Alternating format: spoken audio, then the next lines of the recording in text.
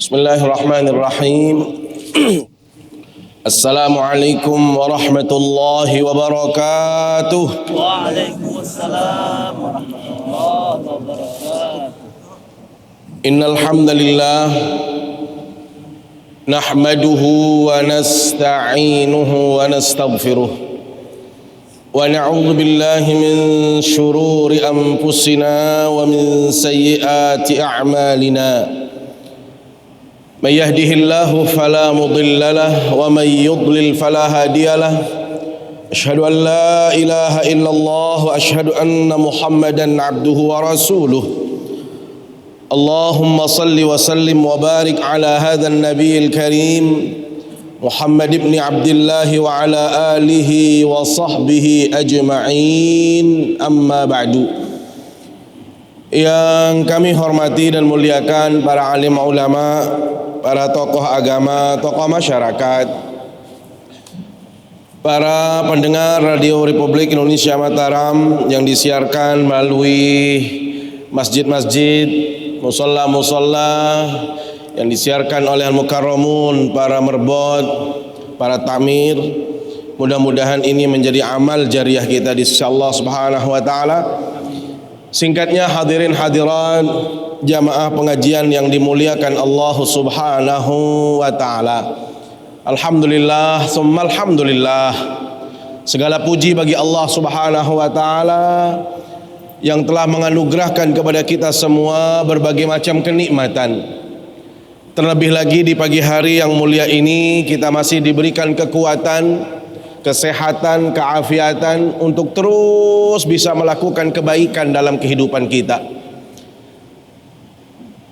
Termasuk juga hadirnya kita di sini di majelis ilmu untuk kita sama-sama mengkaji, membaca ayat-ayat Allah Subhanahu wa taala sebagai cara kita untuk menjaga keimanan dan meningkatkan keimanan kita di sisi Allah Subhanahu wa taala. Allah Subhanahu wa taala tegaskan, innamal mu'minuna alladhina idza dzukirallahu wajilat qulubuhum wa idza tuliyat 'alaihim ayatuhu zadatuhum imana wa 'ala rabbihim yatawakkalun.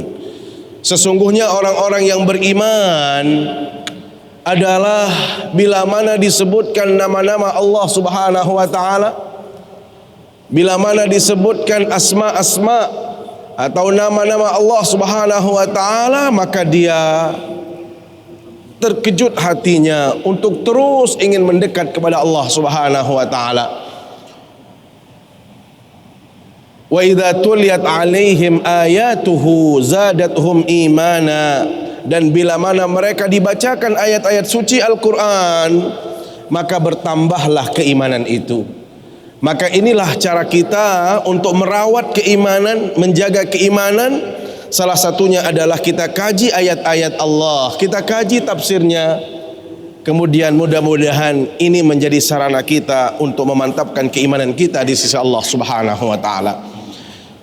Salawat serta salam selalu kita sampaikan ke hadapan baginda Rasulullah sallallahu alaihi wasallam, kepada segenap keluarga, para sahabat, para tabi'in, para tabi'it tabi'in, dan semua pengikut baginda Rasulullah sallallahu alaihi wasallam, termasuk kita yang hadir di majelis yang mulia ini. Mudah-mudahan kita semua mendapatkan syafaatnya di hari kiamat kala. Amin ya rabbal alamin. Hadirin jamaah yang dimuliakan Allah Subhanahu wa taala, kajian kita pada pagi hari yang mulia ini melanjutkan kajian surat Hud.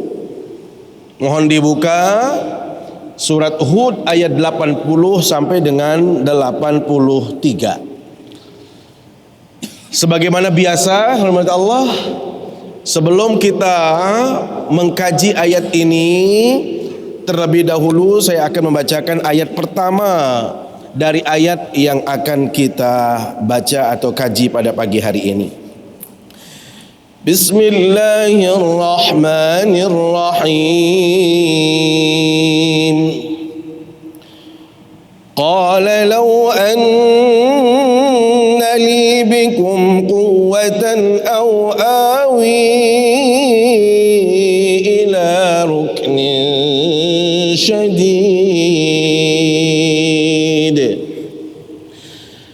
Ayat ini, Bapak Ibu yang dimuliakan Allah Subhanahu wa taala, masih erat kaitannya dengan ayat-ayat yang sebelumnya. Di mana kita tahu ayat ini masih berbicara tentang kisah Nabi Lut alaihi salam. Sedikit gambaran Allah, Nabi Lut itu adalah salah seorang nabi yang diutus oleh Allah Subhanahu wa taala kepada kaum yang kita kenal dengan kaum Sodom atau Sodom. Posisi Sodom itu adalah tepatnya di wilayah Yordania. Tempat yang alhamdulillah saya juga bisa melihat kondisi itu karena saya juga tinggal lama di Yordania. Tepatnya di satu kawasan yang saat ini dikenal dengan Al-Bahrul Mayyit, Dead Sea, ya, laut mati. Jadi laut mati ini digambarkan dalam Al-Quran sebagai tempat yang paling rendah, ya, adnal ard, tempat yang paling rendah. Dan saat ini menjadi kawasan wisata yang menjadi jualannya negara Yordania, walaupun tentunya dibatasi oleh aturan-aturan. Jadi bila mana kita mau berwisata ke tempat yang dulunya menjadi tempat kaum Nabi Lut ditenggelamkan, itu pun diberikan hanya sampai sore saja. Jadi tidak sampai malam hari karena dikhawatirkan nanti terjadi hal-hal yang tidak diinginkan. Karena khawatir, ya, karena ini adalah peristiwa pernah terjadi dan tempat yang dulunya pernah ditenggelamkan kaum Nabi Lut, sehingga kalau malam hari agak sulit untuk kita menjaga safety-nya, keselamatannya. Maka oleh pemerintah itu pun diberikan batasan sampai dengan sore hari. Kalau perhotelan tentunya banyak karena itu kawasan wisata. Jadi laut mati yang saat ini Allah adalah memang laut yang tidak ada kehidupan di situ. Jadi berbeda dengan laut-laut yang lain yang di situ ada ikannya, ada hewan lautnya. Tetapi kalau ini sama sekali tidak ada hewan laut. Ya, makanya disebut dengan Bahrul Mayyit, laut mati. Artinya tidak ada kehidupan sama sekali, diakibatkan karena tingginya rasa garam yang ada di laut itu. Nah, di Yordania sendiri Allah adalah merupakan Ardus Sahabah. Boleh dikata di situ Ardus Sahabah, Ardul Anbiya. Karena dia kalau dulu itu adalah satu kesatuan dengan Syam. Jadi wilayah Syam itu masuk Yordania, Palestina, sebagian daripada Irak, kemudian Syria itu adalah wilayah Syam. Dulu itu dikenal sebagai wilayah yang sangat subur sekali. Beda dengan kawasan Hijaz. Hijaz itu nanti kawasannya ya masuk Mekah, kemudian ada Najd, ada Riyadh sebagian. Itu adalah wilayah-wilayah yang masuk wilayah Hijaz. Nah, Hijaz itu lebih kering, sementara Syam itu lebih subur. Sampai saat ini kalau kita ke Yordania, maka kita akan melihat beberapa titik yang sangat subur sekali.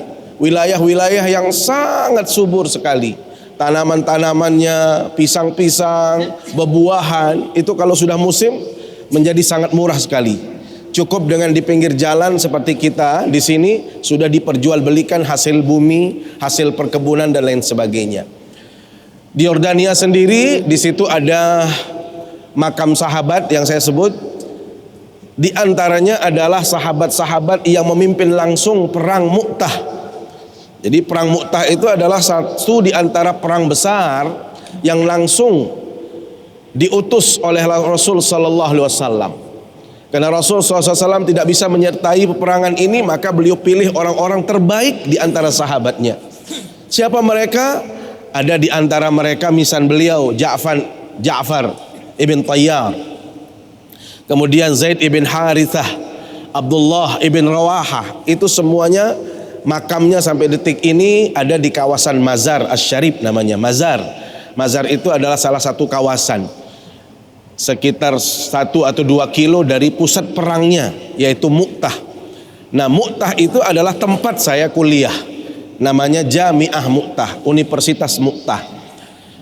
Di Yordania juga kita akan menemukan yang namanya makam Nabi Syuaib, ya, kemudian Nabi Yusa, kemudian ada Ashabul Kahfi, kemudian ada peninggalan-peninggalan Romawi Nawawi, ya, Romawi yang memang itu adalah peninggalan kaum Nabi Saleh yang kita sebut dengan Petra, ya, Madian, berdekatan dengan Madian. Itu juga merupakan hal-hal yang bisa kita jumpai. Maka suatu saat insya Allah kita rombongan ke Yordania untuk napak tilas umroh sekaligus menjejaki jejak para sahabat, ya, para sahabat Rasulullah Sallallahu Alaihi Wasallam. Nah, salah satu situs yang ada di situ adalah peninggalan kaum Nabi Lut yang kita sebut dengan Sodom. Nah, Sodom ini Allah adalah umat yang memang menyukai sejenis di antara manusia. Kita tahu bahwasanya manusia itu diciptakan berpasang-pasangan. Ya ayuhan nasu taqu rabbakumul ladzi khalaqakum min nafsin wahidah wa khalaqa minha zaujaha. Kita ini diciptakan berpasang-pasangan. Nyatanya ada sekelompok manusia yang tidak suka dengan pasangan. Dia suka dengan satu jenis dengan mereka. Sehingga yang laki-laki suka dengan laki-lakinya. Nauzubillah, bagaimana sih? Jadi kalau kita berbicara kesukaan terhadap satu jenis, itu Allah, mohon maaf saya katakan itu bukan sunnatullah. Ya. Jadi jangan sampai kita masuk tergiring opini kita dengan satu kelompok saat ini bahwa ini sunnatullah. Maksudnya sunnatullah itu adalah kehendak Allah. Jadi ada kelompok seperti itu. Ya. Sehingga harus melegalkan yang namanya kelompok lesbian, ya, atau apa, LGBT dan lain sebagainya. Itu sudah tidak ada di dalam Islam. Jadi jangan menganggap itu sebagai sunnah, itu sudah Allah yang menentukan, bukan. Itu adalah perbuatan keji yang dilakukan oleh manusia akibat, ya, kelemahan manusia, akibat hawa nafsu yang dimiliki oleh manusia yang sangat terbatas sekali.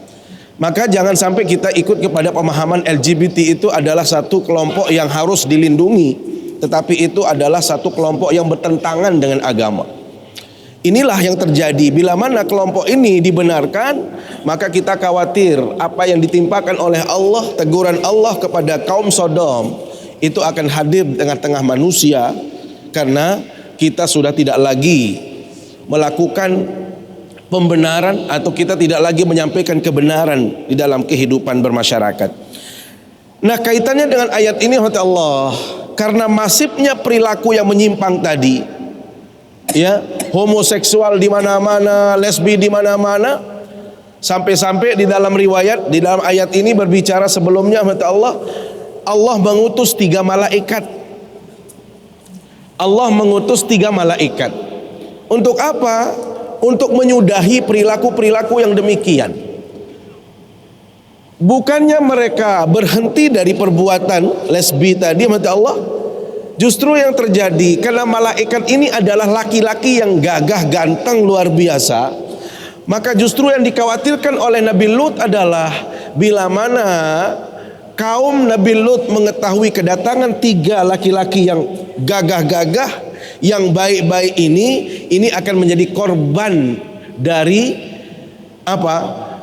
Dari keganasan kaum Nabi Lut yang mencari dan menyukai sesama sejenis.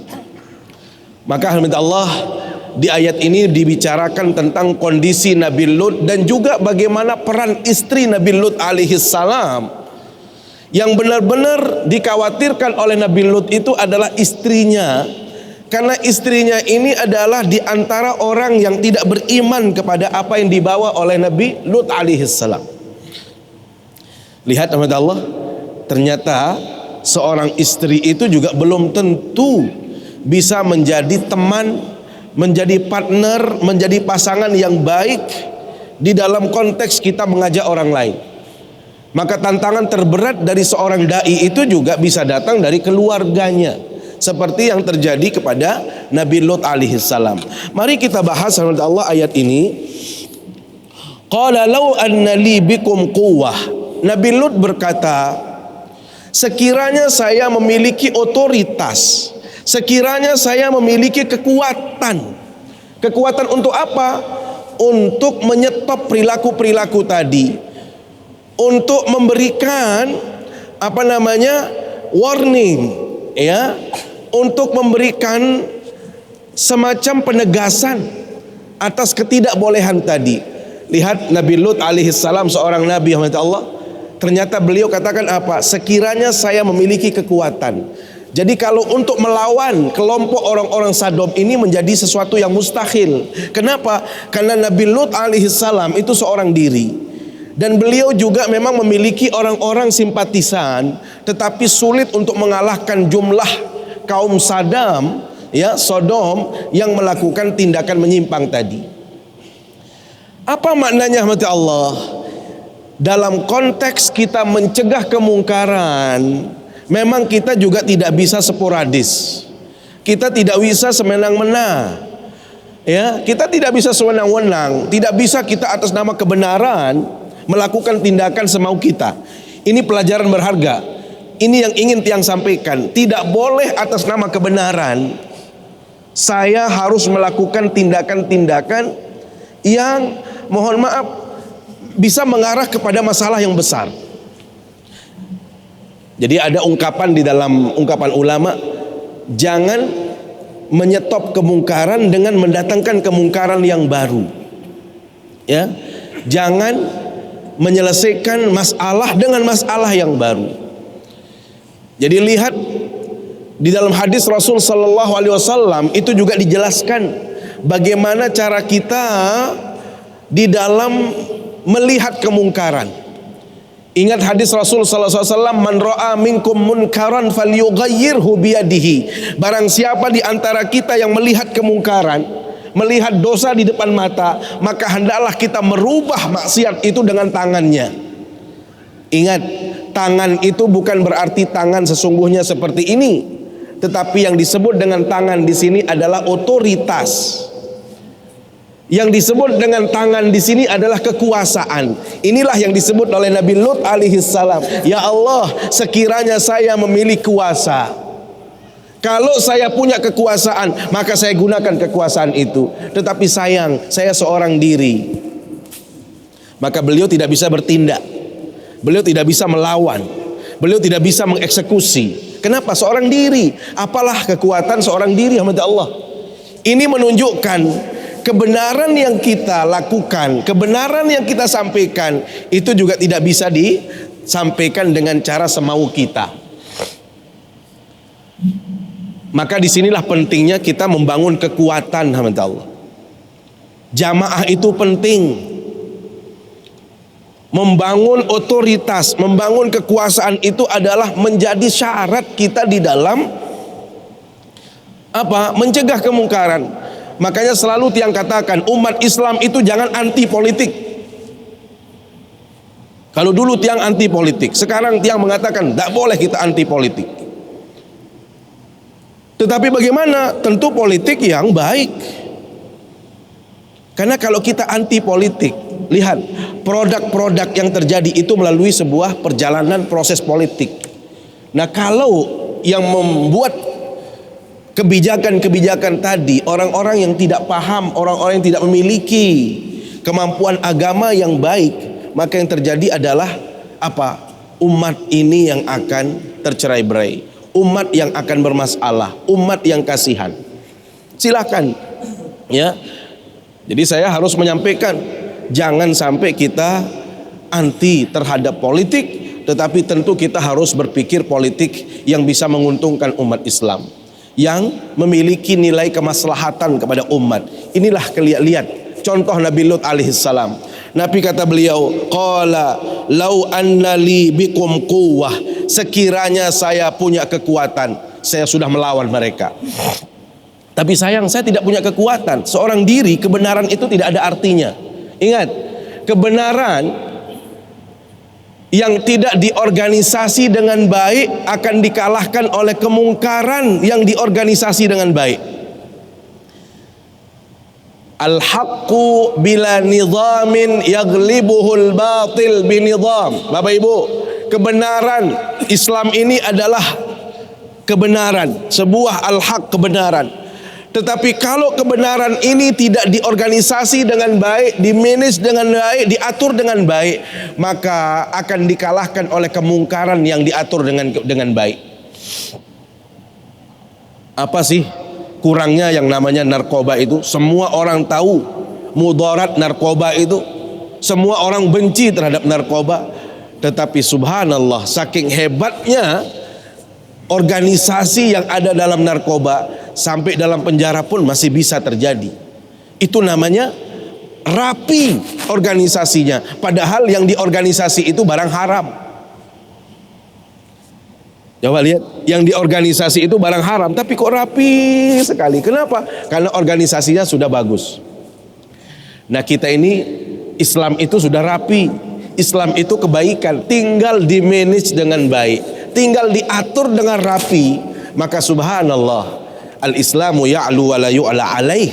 Islam itu menjadi agama yang tinggi dan tidak ada agama satupun yang bisa mengalahkan ketinggian daripada Islam itu. Ini hormat Allah. Jadi dalam konteks kita melihat kemungkaran, man ra'a minkun munkaran falyughayyirhu biyadihi. Dalam konteks kita mencegah kemungkaran, yang pertama yang harus kita lakukan adalah biyadihi, dengan tangan. Yang dimaksud adalah kekuatan secara jamaah, tidak boleh kekuatan secara personal. Sehingga kalau saya mohon maaf, misalnya ada orang yang tidak sholat di depan sana, padahal sudah azan, saya bok dia, saya pukul dia, apakah benar tindakan saya? Itu keliru. Langsung saya disel. Kenapa? Karena sudah mencelakai orang lain. Itu tidak benar. Walaupun yang saya lakukan itu adalah sesuatu yang benar menurut agama, tetapi dalam aturan mencegah kemungkaran bukan seperti itu caranya. Maka Nabi Lut tidak memiliki kekuatan itu. Atau apa? Nah, ini yang kedua. Au awi ila ruknin syadidin.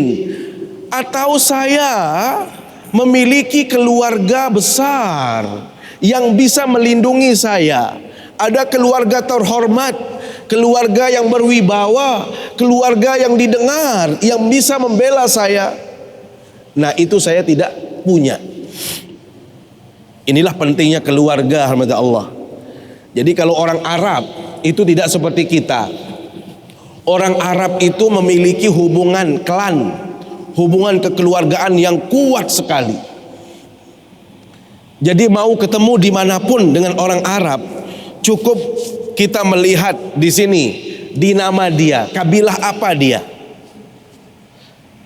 Sudah, dia secara langsung, secara otomatis, kalau kita menyebut misalnya si Fulan, saya dari keluarga Al-Qudah misalnya, tidak perlu bertanya lagi, ini sudah pasti keluarga saya. Sudah, dia akan bela-belain kita, dia akan membantu kita, dia akan memberikan penghargaan kepada kita.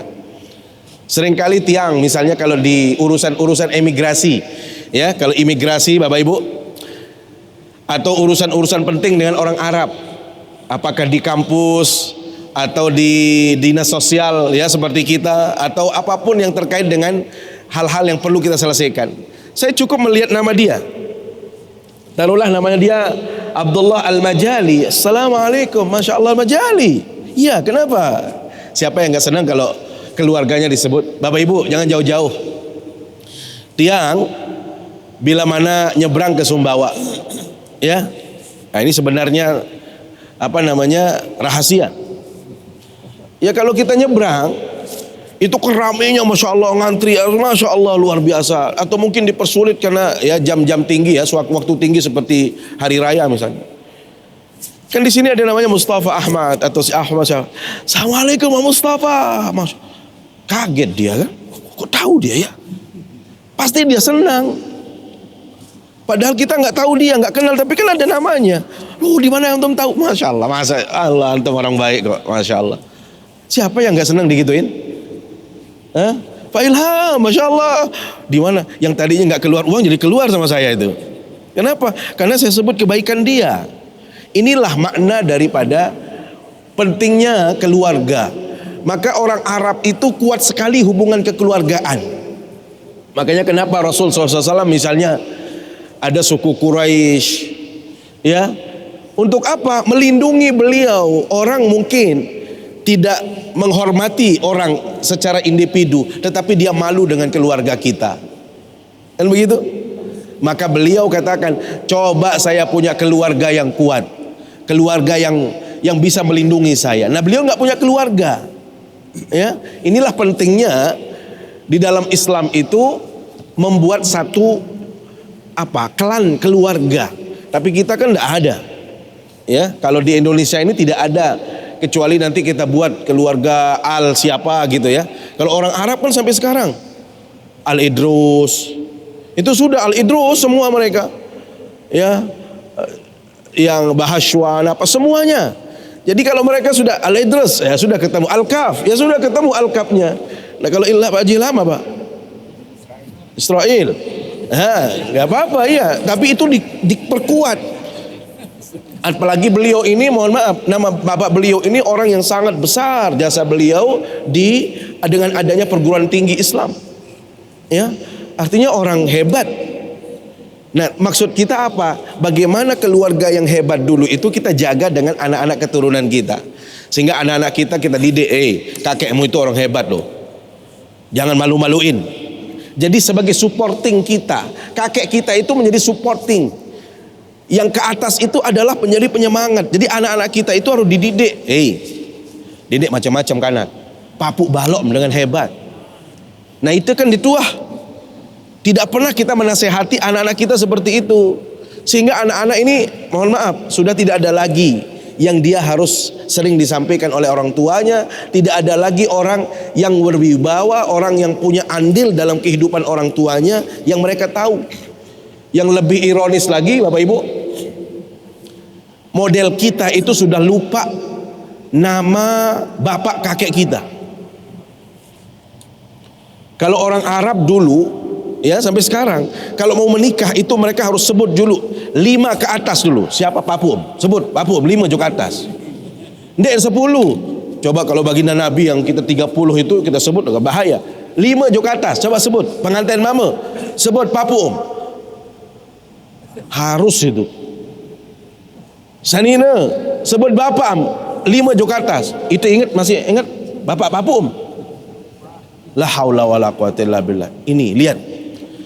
Padahal kita ini tidak boleh ini yang prinsip ini nggak boleh dilupakan. Maka inilah yang dimaksud oleh Nabi Lut alaihi salam. Saya ini tidak punya klan yang kuat. Kalau saya punya keluarga yang kuat, saya sudah menyampaikan, saya sudah gunakan kekuatan itu. Yuk kita lawan ini, kita lawan ini. Makanya dulu kenapa orang Arab itu dikenal dengan pola hidup nomaden yang berpindah-pindah. Maka kelompok yang kuat itulah yang menguasai yang kita sebut dengan sumber air.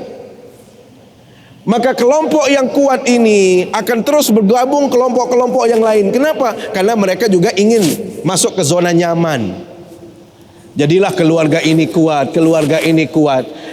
Nah, siapapun yang menguasai oase tadi, itulah yang akan menjadi penguasanya. Dialah yang akan dituakan, dia akan ditakuti. Maka tidak ada yang berani macam-macam. Inilah yang dimaksud oleh Nabi Lut alaihissalam, bahwasanya awi ila ruknin syadid. Kalau saya punya keluarga yang menolong saya, maka saya suruh keluarga itu yang akan membantu saya.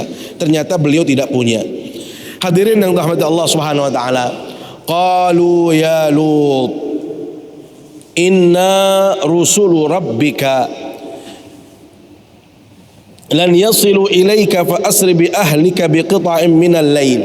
Lihat, tadi saya menyampaikan bahwasanya ada 3 malaikat yang diutus oleh Allah Subhanahu wa taala untuk memberikan isyarat, memberikan bisyarah, kabar gembira kepada Nabi Lut dan semua pengikut Nabi Lut alaihissalam.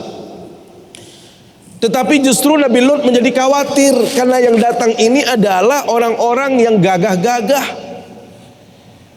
Yang dikhawatirkan oleh Nabi Lut apa? Jangan sampai kedatangan 3 orang ini diketahui oleh orang lain.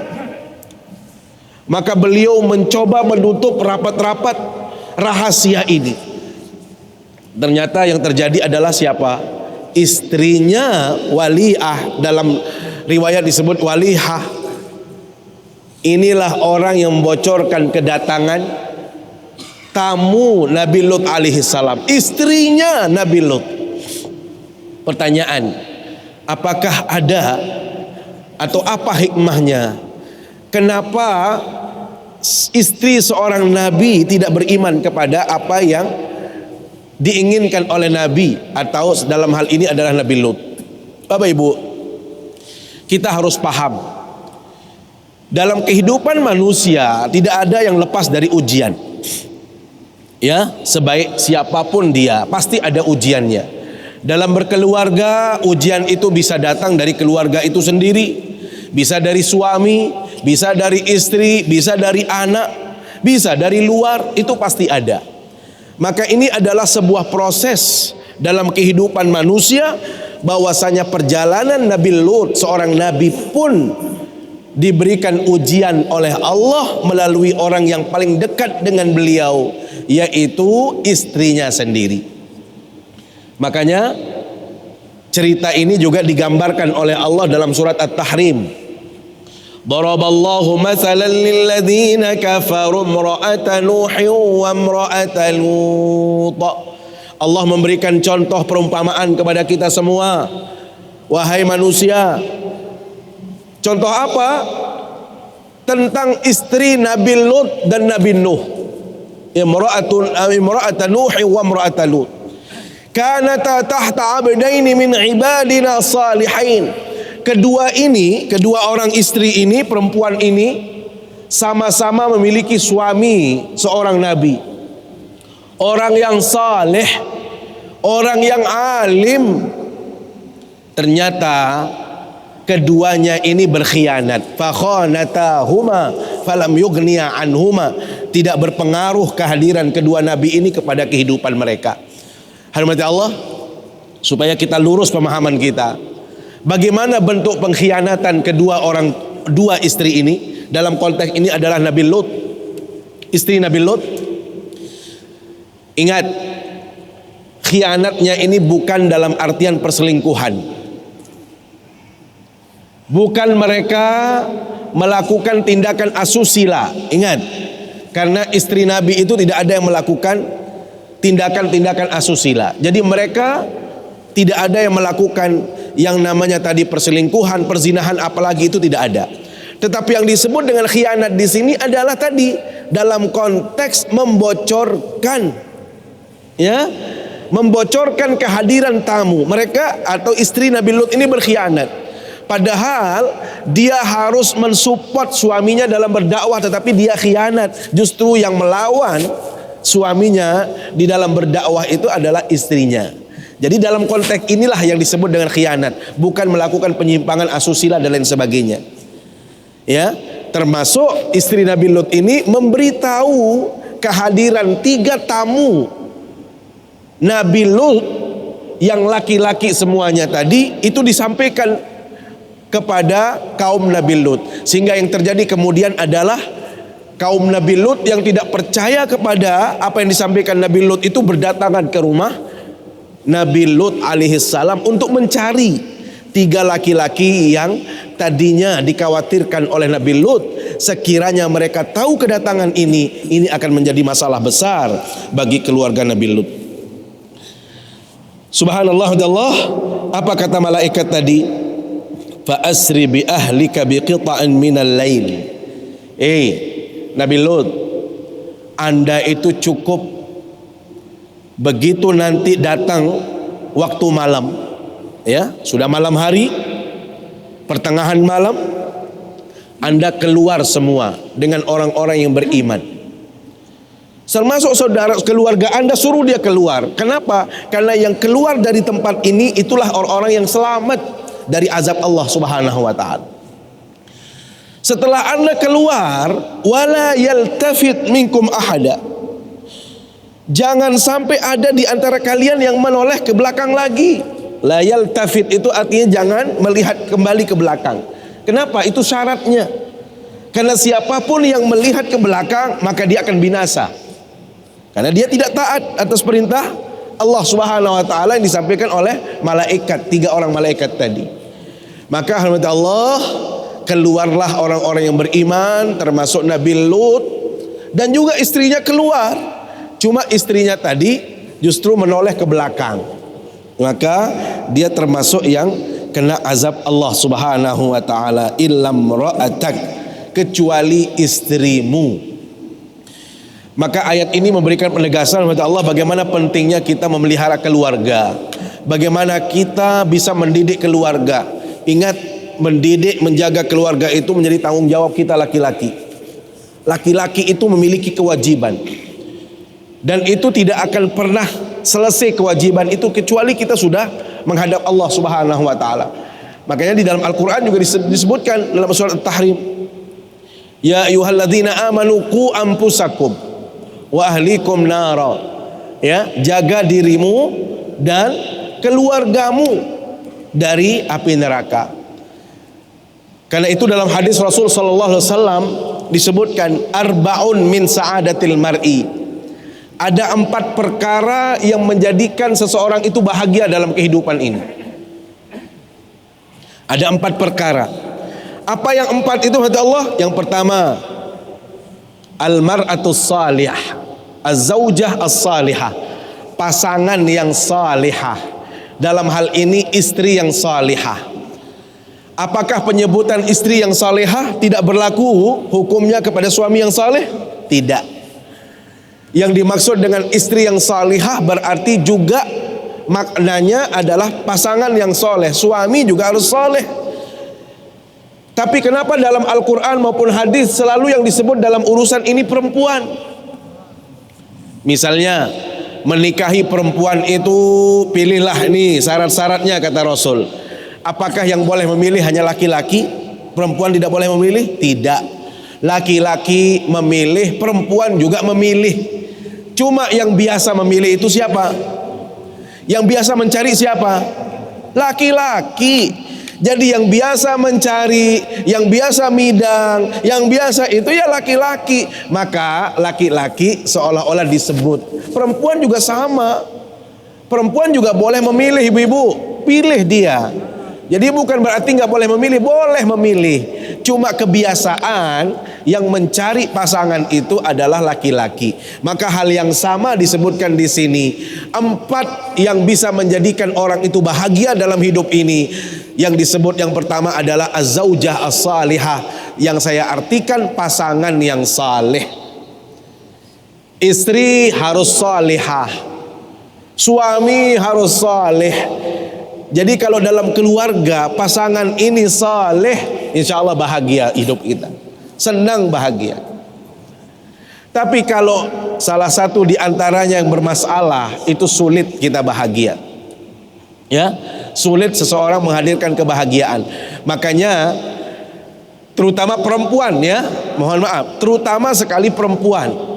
Karena sumber masalah ini juga di samping dari laki-laki, ada juga yang dari perempuan.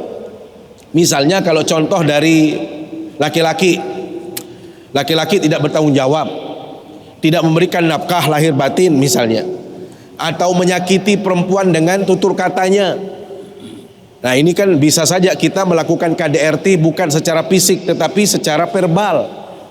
Kita menjelek-jelekkan istri kita, menyebut kekurangannya dan lain sebagainya. Ini juga hal-hal yang buruk yang tidak boleh dilakukan. Atau mohon maaf dari istri, pengepeng lalu misal mata duitan, sekedi-kedi wadah bait doang, barang tebait, kelambi tebait, bendang tebait, padahal semaman di narak pegawian misal, kepeng-kepeng lontu. Mara doa Nabi Daud alaihi salam, hadallah, di antara doa Nabi Daud, Allahumma inni as'aluka zaujatan salihatan tu'inuni fi dunyaya wa akhirati. Ya Allah, anugerahkan kepadaku istri yang salihah yang bisa menjadikan saya bahagia dunia akhirat. Ya, itu doa Nabi Daud. Doa yang keduanya apa? Wa a'udzubika min zaujatin tusyayyibuni qabla waqtil musyib. Ya Allah, saya berlindung dari istri yang membuat saya ubanan terlebih dahulu sebelum waktunya ubanan. Jadi masih bajang, luar putih rambok. Kembali dia penang lalu. Sekedi-kedi kepeng, uyeng. Lain Pak Dokter jangan memang hartoa kayaknya Pak Dokter ndek lah. Kalau dokter Jawa Putih dah selapuan, ini hartoa. Wayen wah ni. Hartoa ya. Jadi ada yang masih muda tidak pernah nyaman tinggal di rumah, sedikit-dikit Assalamualaikum kepeng. Assalamualaikum barang lapu. Jadi penang nilai Bali. Walhasil napi bulun potek jari. Nah, kecuali bapak ini tua-tua selapuan ini. Tua-tua ini wahwaya waniki ya. Alhamdulillah nggih. Nah, ini diantara doanya. Kemudian yang kedua yang bisa menjadikan kebahagiaan Bapak Ibu, al-jarus saleh, tetangga sak soleh, tetangga sak bagus. Lamun berduit tetangga sak bagus ini aman. Lagu lamun tetangga ndek solah, bagaimanapun cara kita sudah baik, kita sudah bagus sama dia, dia tidak baik, bahaya. Meninggalkan rumah, arah bayi sak telang. Ada lagi di doanya Nabi Daud juga. Wa a'udzubika min jarin. Ya Allah, saya berlindung dari tetangga yang tidak baik. Bagaimana menjarin su itu? Jarin su. In ra'a minni hasanatan katamaha wa in ra'a minni sayyi'atan absyaha. Berembekelen tetangga salangek niki Bapak Ibu. Bila mana dia melihat kebaikan dari diri saya, teduk bocong. Teduk. Diam dia 1000 bahasa kalau dia melihat kebaikan saya. Tetapi bila mana saya melakukan keburukan, pidato tutulahi. Speaker kawin. Ini namanya tetangga yang tidak baik. Nah, kalau kita punya tetangga seperti ini sulit kita bahagia. Yang ketiga kata Rasul, al-markabul hani, adanya alat transportasi yang aman. Jadi saya tidak mengatakan merek tertentu. Kalau kita hanya bisanya beli sepeda, ya sepeda yang bagus, alhamdulillah cukup sudah sepeda. Tapi kalau kita punya dana dan lain sebagainya bisa beli motor, ya akan lebih baik lagi kalau ada motor, ya. Tapi kalau mobil saya tidak menganjurkan orang untuk memiliki mobil kecuali kebutuhan itu mendesak. Ya, kecuali kebutuhan itu mendesak. Jadi jangan jadi rua-rua berdaya mobil, jangan aneh. Game melawan. Artinya apa? Jangan gaya-gaya, guyu-guyu saya ini. Jangan, niat. Kalau saya punya mobil itu karena kebutuhan. Memang kebutuhan. Jadi bukan karena saya mau. Kalau perlu jangan punya mobil. Kenapa? Apalagi dengan harga BBM naik apa segala, wah dendewan. Kalau masih nyaman pakai motor, itulah yang disebut dengan al-markabul hani, transportasi yang cukup. Ya, jadi bukan berarti ada merek tertentu yang membuat kita bahagia, tidak, tapi memiliki alat transportasi. Yang keempat, wal baitul wasi', rumah yang nyaman. Kalau secara bahasanya itu rumah yang luas, tapi saya artikan rumah yang nyaman. Jadi rumah itu penting untuk kita liyaskuna ilaih. Jadi untuk kita bisa mendapatkan ketenangan itu ya rumah begitu ya. Hadirat Allah. Kemudian ini disebutkan tadi kecuali istrinya, innahu musibuha ma asabahum inna mau'idahumus subh alaysa suhu biqarib. Jadi yang disebut tadi adalah azab Allah itu akan datang pagi hari. Maka mereka disuruh untuk meninggalkan kampungnya itu di malam hari. Falamma jaa amruna ja'alna 'aliyaha safilaha, dan ketika keputusan kami datang, kami menjungkir balikkan negeri kaum Lut itu ya.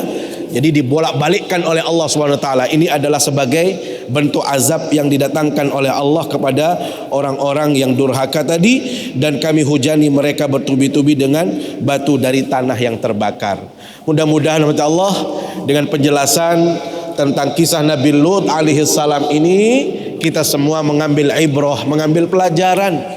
Jangan sampai kita termasuk orang-orang yang menentang ajaran Allah, yang membangkang terhadap kebenaran, yang melawan Allah Subhanahu wa taala. Karena yang terjadi adalah apa yang terjadi kepada kaum Nabi Lut bisa terjadi dalam kehidupan kita bila mana kita menolak kebenaran. Wallahu a'lamu bissawab. Demikian, terima kasih. Mohon maaf bila ada yang kurang berkenan. Mari kita bermunajat, berdoa kepada Allah Subhanahu wa taala. Bismillahirrahmanirrahim. Alhamdulillahirabbil alamin wassalatu wassalamu ala asyrafil anbiya'i wal mursalin wa ala alihi wa sahbihi ajma'in. Allahumma ja'al jam'ana hadha jam'an mubarakan marhuma wa tafarruqana ba'da hadha tafarruqan hasanan ma'suma wa la taj'al fina wa la bainana syaqiyyan wa la mahruma. Rabbana atina fid dunya hasanah wa fil akhirati hasanah wa qina adzaban nar. Wa sallallahu ala sayyidina Muhammad wa ala alihi wa sahbihi ajma'in. Subhana rabbika rabbil izzati amma yasifun wa salamun alal mursalin walhamdulillahi rabbil alamin.